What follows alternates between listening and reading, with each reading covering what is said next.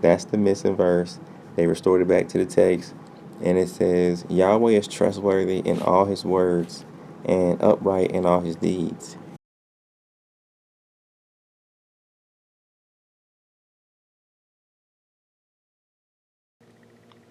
Today I'm going to review the New Jerusalem Bible Standard Edition. So this is the height, and this is the width, and it's hardcover. So some info about this book. I'm going to show you the positives and the negatives, but this is really, really close to the Catholic Study Bible. The canon it uses is the Roman Catholic canon. So they have exactly the same books. So we're gonna go inside and check it out, and I'll show you what it got and what it don't have. But it has a decent amount of books. I'll say that. So we'll start at the beginning. So this was published by Doubleday. And here's the ISBN number in case you want this exact same book right there, 0385493207. In case it's difficult to find. I don't think it will be though. So I've highlighted the books that it has in the apocrypha. So we got Wisdom, Ecclesiasticus. We have Baruch with the letter of Jeremiah. Inside of Daniel, you have the three books that's in the apocrypha, which will be Susanna, Bel, and the Dragon, and the Song of the Three Holy Children. Anything else on that side? Nope. Okay, so on this side is the rest. So we got Tobit, Judith, Esther. You have the rest of Esther inside of that, and you got 1 and 2 Maccabees, and that is it, to my knowledge. Yeah. So surprisingly, you got a decent amount of the apocrypha, but you didn't get everything, but you did get that. So in the introduction information, I do like this little sentence in the beginning. I wouldn't mind seeing this more. So it says, the Bible, okay, that's how it works. It says, the Bible is not, I was thinking it would say this, but it says the Bible, oh, I get it now. The Bible is not a book, but a library, and I wish more books would say this. And then it says, joining together dozens of writings, history, stories, poetry, and letters. The common factor between them is that they all speak to us of God, revealing his nature, his awesome sovereignty, and his tender love. And that's all I'm going to read on that. So I would like for more Bibles to start similar to that, talking about how the Bible is a collection of books or a library, all that. But so let's go and check out what we got. So we're going to Judges. In Judges 18:30, we have a controversial phrase. So I'm going to read from the beginning of 30. It says, the Danites erected the carved statue for themselves, Jonathan, son of Gershom, son of Moses, and his sons after him were priests for the tribe of Dan till the day when the inhabitants of the country were carried away into exile. So that's how it should be. Some translations and versions say Jonathan, son of Gershom, son of Manasseh, instead of Moses. Even in the Hebrew, that's where the cover-up was. What it was trying to make it Manasseh instead of Moses. But you won't find this information in a lot of Bibles. You can find it in commentary of the Bible, things like that. Because I was like, wait a minute now. Which one is it? Is it Moses or is it Manasseh? So you can check that out. But they translated it properly, according to what I know. So this is 1 Kings 15.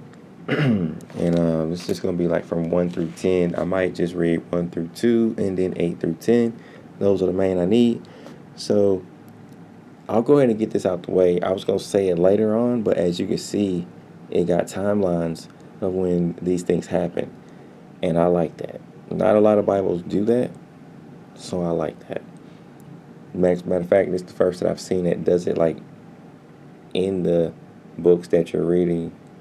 Well, I think this one does it too, but not exactly the way this one does it. This one has it like in the books that you're reading like this. They just do it a little different. I like this one though, right there in front of you. You can't miss it. But anyway, so that's another thing I like about this. So it says, in the 18th year of King Jeroboam, son of Nebat, Abijam became king of Judah and reigned 3 years in Jerusalem. His mother's name was Malchah, descendant of Abishalom. Now keep that in mind. Abijam's mom was Malchah, daughter of Abishalom. Now let's check this out. So we come to verse 8. When Abijam fell asleep with his ancestors, he was buried in the city of David. His son Asa succeeded him. In the 20th year of Jeroboam, king of Israel, Asa became king of Judah and reigned for 41 years in Jerusalem. His mother's name was Malchah, descendant of Abishalom.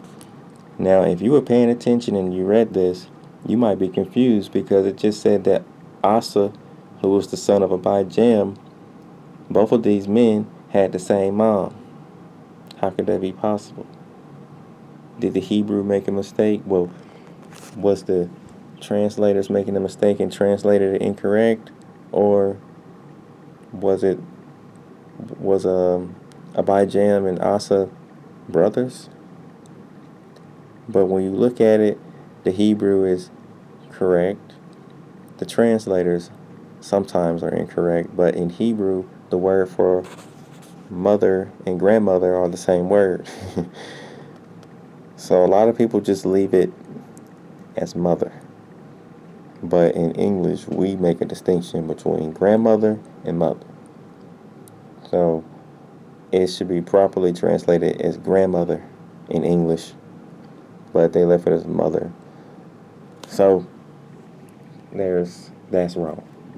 According to English, how we would do it. So whoever translated this should have said grandmother, because they know how we talk in English. So anyway, let's go on to the next one. So this is second. Oh, I already showed you this actually. I was just going to point out how I like how they give the timelines of things that's going on and when it happened. Like, I do like that. I actually love it, because I be wanting to know, for real. So that's a valuable thing in this book. So let's go on to the next one. Now this I like. This is a double one right here. So this is Psalms 145, and they restored it back to the text. So we got the missing verse back in the text. A lot of Bibles don't do this. The NRSV does, and this one does. Now, I don't know a lot of them that do this, but this is one that does it. So let's check it out. So this is going to show you something unique as well. So on the side, you have the Hebrew spelling for each word, and you got from A through, you got from Aleph to Tav, which is unique to see, which I like. And they actually got the missing verse right here, none. That's the missing verse. They restored it back to the text, and it says, Yahweh is trustworthy in all his words and upright in all his deeds. If you look in other Bibles and I should have had another Bible for it. I can get one. I'll get it. What was that? Psalms. So this is the KJV 1611. They didn't have the Dead Sea Scrolls, so. Oh, did I pass it? Nah, I ain't passed it. They go by the Roman numerals, so I'm almost there. 45. I think that's it right there. Yep. So this only has 21 verses. Excuse me. And this one it says 21, but we have the extra verse, which they didn't number. The nun starts it off, which makes it 22.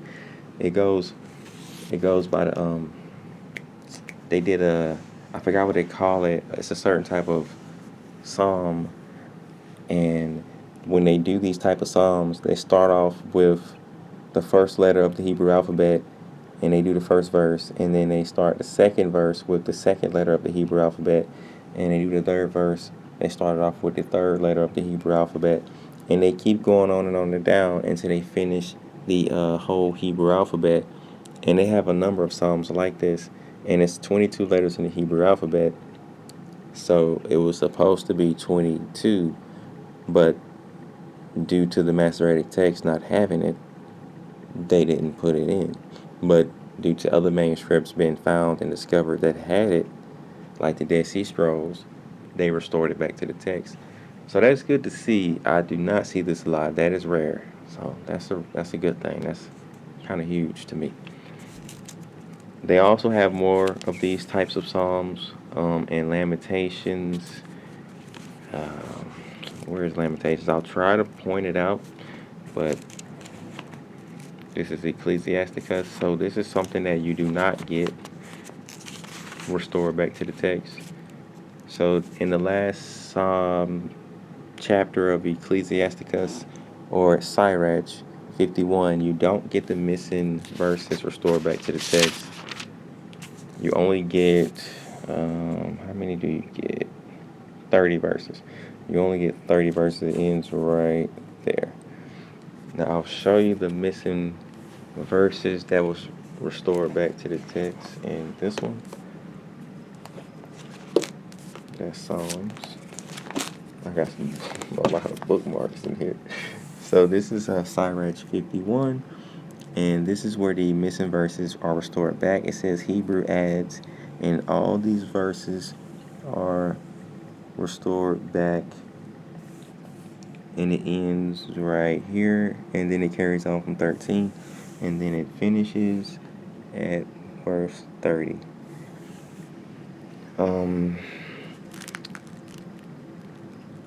There it is. So this is what it's called, an acrostic poem. That's what this, I believe that's what the Psalm 145 was called, an acrostic poem. I might be wrong, but I think that's what it was called. So you're missing those verses. They didn't restore it back to the text. The NRSV did. So what else we got? Oh, by the way, I'll just go ahead and say the KJV 1611 doesn't have those missing verses restored either. Let's see. Mark. So in Mark, some of y'all might know about the controversy behind Mark 16. For a long time, I didn't even know, but I'll just read 16a. It says, at least they left this. It says, originally, Mark probably ended abruptly on this note of awe and wonder. The next 12 verses missing in some manuscripts are a summary of material gathered from other New Testament writings. So the ending of Mark from 9 through 20, I believe, it starts right here, 9. All of that would be in brackets in some Bibles, and it's because I think they say a lot of the oldest, or some of the older manuscripts of the Bible, it's not in there. So some people don't go by it, they don't trust it, they don't believe it. It's a controversy behind that, but I'm okay with it being in there. But at least they left you a note at the bottom about that, because a lot of Bibles don't. Well, it's probably a lot that do now, but I don't. It's like, I think the percentage of Bibles that do show you this is lower than the ones that do. That might be turning around, or it might be 50-50, but from what I've seen, it's not a high percentage. It's not over 50%. They tell you that. So know that. So at least they gave you that. Now they don't give you a lot of cross references and notes and stuff at the bottom. Most pages are empty at the bottom, so you don't get a lot of info, but they do give you some info. So this is John 7:53 through 8:11. So it gives you some information about it. It says at the bottom 7a, many ancient manuscripts omit 7:53 through 8:11. And this is the story about the adulterous woman when the main Messiah tells the people, when she's accused, he said, if is any without stone, is any without sin, cast the first stone, or who was without sin, cast the first stone. That story, if I'm not mistaken. So that isn't in a lot of, or some manuscripts. So it's a controversy behind that too, but I'm glad it's in there. I like it. It can be used. It's beneficial to me. So this is Acts 12:4. They translated it correct. Passover. Some translations say Easter. The KJV says Easter. I think the New King James changed it to Passover. I can't verify that. I don't have a New King James. I need to get one. But hopefully they did. I think they did. I think I looked it up online, but I'm not sure 100%. But that's good to see that they got that translated right. What else we got? Oh, John. 1 John 5:7. I guess this one's kind of controversial too, but I'm not going to make it a big deal. But if you look in certain translations, like the KJV says it a little different. Some of them are different. You'll either see it like this for 1 John 5:7 through 8, where it says, so there are three that bear witness, the spirit, water, and blood, and the three of them coincide. Or you'll see the way the KJV worded, which says, for there are three that bear record in heaven, the Father, the Word, and the Holy Ghost, and these three are one. That's the one that I was familiar with at first. Well, no. I was familiar with the short version because I read the CEV version first, the Contemporary English version. And then I read, and I used to always wonder, where are people getting this Trinity from? I've never seen it. I've never read about it anywhere, and I read the whole Bible. And then I read the KJV, 1 John 5:7. I'm like, oh, it's right there. That's all they had to say. But it just depends on what translation or versions you got. But, yeah. But, because I never seen any evidence for a Trinity until I saw that verse. But I'm not saying at the moment I believe in a Trinity. I'm just saying at that time I didn't see any evidence for a Trinity until I saw that verse. And then I was convinced of a Trinity, and I once did believe that, but I no longer believe that anymore. So the last thing in the back that they give you is 2 maps. Just 2. They kept it simple. They didn't put it in color either, but it doesn't matter. So they just gave you one of the Old Testament Palestine times. And they gave you another, the New Testament Palestine times. Or Palestine, New Testament, and Old Testament times. So that's that. So here's some of my negatives about this Bible. I don't like the space that you got on the insides of the pages to write in anything, notes, cross references, because it's not enough.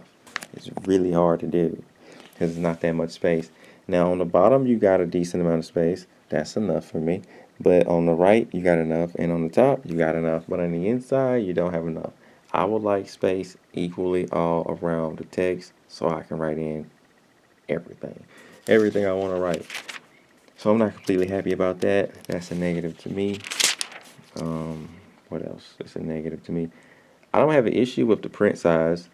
It's not the biggest, but I don't have an issue with it. I can see it. But if anybody was looking for XL print size, this isn't it. This ain't gonna, I don't think this is for you, if that's what you're looking for. Now, let me see what else didn't I say about this. I might have covered everything. Okay, the only other thing that I didn't say is that this Bible doesn't come with a bookmark